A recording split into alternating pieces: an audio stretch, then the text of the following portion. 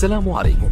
لا تنسوا الاعجاب بالفيديو والاشتراك في القناة تشجيعا لنا لنستمر بنشر المزيد ان شاء الله. السلام عليكم ورحمة الله وبركاته. أعزائي طلبة وطالبات الصف السادس الابتدائي، أهلا وسهلا بكم. والنهاردة هنحل مع بعض اختبار تراكمي على ما سبق في كتاب سلاح التلميذ صفحة 37 بعد الدرس الثاني، خصائص سكان وطننا العربي. أولا لو أنت لسه جديد معانا وأول مرة تشوفنا يا ريت تشترك في القناة وتفعل زر الجرس على الكل ليصلك كل جديد. كمان هتلاقي عندك حل تدريبات سلاح التلميذ على الدرس الثاني، هتلاقوهم عندك في الوصف تحت أسفل الفيديو. السؤال الأول، لاحظ الخريطة ثم أجب. الخريطة اللي قدامنا دي خريطة الوطن العربي. 1. صواب أم خطأ؟ يشير رقم 1 إلى دولة حضارية بالكامل. رقم 1 هنا بيشاور لي على دولة مصر، يبقى الإجابة خطأ، لأن احنا عندنا الدول الحضارية بالكامل. عندي دولة البحرين، الحتة الصغيرة دي دولة البحرين اللي في الخليج العربي، وجنبها هنا دولة قطر، دولة برضو حضارية بالكامل، وهنا دولة الكويت. يبقى 3 دول حضارية بالكامل، البحرين، قطر، والكويت. أما دولة مصر فهي دولة فيها حضر وفيها ريف وفيها البدو. عارفين ان دي دولة مصر، جنبها هنا دولة ليبيا، تونس، الجزائر، وديت المغرب وموريتانيا، السودان، جيبوتي، والصومال، وهنا جزر القمر. ده الجناح الافريقي. اما الجناح الاسيوي هنا دي دولة اليمن، جنبها عمان، الامارات، قطر، البحرين، الكويت، والعراق، سوريا، لبنان، فلسطين، والأردن، والسعودية. دي الدول الجناح الآسيوي. عندي 12 دولة في الجناح الآسيوي و10 دول في الجناح الإفريقي. 2. يشير رقم 2 لدولة بها أدنى متوسط عمر للفرد، وهي رقم 2 دي دولة الصومال. يبقى دولة الصومال بها أدنى متوسط عمر للفرد.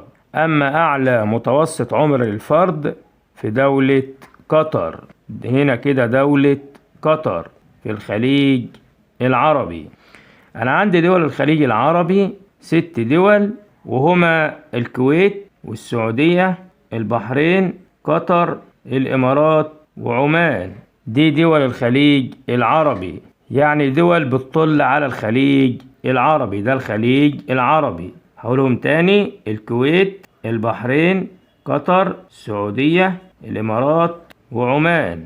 دي الدول بتطل على الخليج العربي، عشان كده سميناهم دول الخليج العربي. أما دول الهلال الخصيب: العراق، سوريا، لبنان، فلسطين، والأردن. 5 دول دول اسمهم دول الهلال الخصيب. أما دول شبه الجزيرة العربية عندي 7 دول: اليمن، عمان، الإمارات، قطر، البحرين، الكويت، والسعودية. دول الدول شبه الجزيرة العربية. أما دول حوض النيل والقرن الإفريقي: مصر، السودان، جيبوتي، والصومال، وجزر القمر. دي الدول حوض النيل والقرن الإفريقي. 3. يشير رقم 3 لدولة ترتفع بها نسبة الأمية، وهي رقم 3 دي جزر القمر. يبقى جزر القمر دي من الدول اللي بترتفع بها نسبة الأمية، هي ودولة موريتانيا، بتصل نسبة الأمية فيها إلى 40%. السؤال الثاني، أكمل العبارات الآتية بما يناسبها من كلمات. 1. يتسم الهرم السكاني للوطن العربي بالقاعدة العريضة. يبقى يتسم الهرم السكاني للوطن العربي بالقاعدة العريضة. 2. الفئة العمرية التي تحتل قمة الهرم السكاني هي فئة قمة الهرم ديت فئة كبار السن.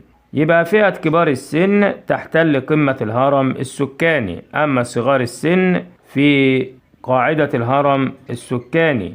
أما وسط الهرم سن العمل. 3. يعيش حوالي ربع سكان الوطن العربي في دولة مصر. يبقى ربع سكان الوطن العربي بيعيشوا في دولة مصر. السؤال الثالث: اكتب كلمة صواب أمام العبارة الصحيحة وكلمة خطأ أمام العبارة غير الصحيحة. 1. يختلف التركيب السكاني في بعض الدول العربية بسبب الهجرة الخارجية. صواب. 2. تسعى الدول العربية لحل المشكلات التي تواجه سكانها. برضو صواب. الدول العربية بتعمل على حل المشكلات التي تواجه سكانها. 3. تعد مرتفعات لبنان من المناطق نادرة السكان في الوطن العربي. ديت خطأ، لأن مرتفعات لبنان من المناطق التي يتركز فيها السكان بسبب اعتدال المناخ. 4. تعد جزر القمر إحدى دول الهلال الخصيب. خطأ، لأن جزر القمر هي إحدى دول حوض النيل والقرن الإفريقي. أما دول الهلال الخصيب لسه قايلين عليها دلوقتي: العراق وسوريا وفلسطين ولبنان والأردن، دي دول الهلال الخصيب. السؤال الرابع: اختر الإجابة الصحيحة مما بين القوسين. 1. منطقة يندر بها السكان في الجناح العربي الآسيوي هي الجناح العربي الآسيوي، يبقى صحراء الربع الخالي. أما هضبة الشطوط والصحراء الكبرى وهضبة شمال أفريقيا دي في الجناح الإفريقي. 2. تتجه الهجرة في الوطن العربي إلى بعض دول الخليج العربي، ومنها دول الخليج العربي يبقى دولة الإمارات. احنا قلنا من شوية دول الخليج العربي اللي بتطل على الخليج: الكويت، قطر، البحرين، الإمارات، وعمان، 5 دول، والسعودية. يبقى دول الخليج العربي 6 دول، هقولهم تاني: الكويت، قطر، البحرين، الإمارات، عمان، والسعودية. 3. ترتفع نسبة سكان الحضر بالوطن العربي نتيجة ارتفاع معدلات الهجرة. يبقى ترتفع نسبة سكان الحضر بالوطن العربي نتيجة ارتفاع معدلات الهجرة. 5. يجب عما يلي. 1. ما المقصود بمعدل الوفيات؟ هو نسبة الوفيات إلى إجمالي السكان في عام معين.